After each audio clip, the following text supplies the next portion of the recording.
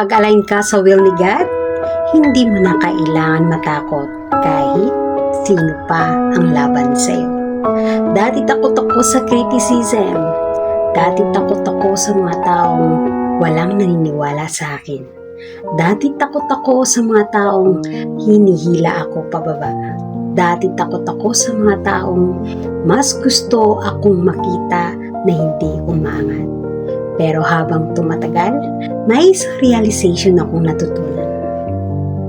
Alam mo malinis ang intensyon mo kapag alam mo wala kang inaapakang tao, kapag alam mo wala kang may inaagrabyadong tao, kapag alam mo ginagawa mo ang tama, unti-unti nawawala ang takot.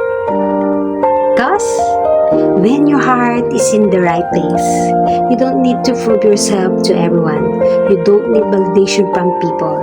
You only need peace knowing that God sees your hard work, your intention, your sacrificing. Kaya, kung may mga taong hindi naniwala sa iyo ngayon, ituloy mo lang.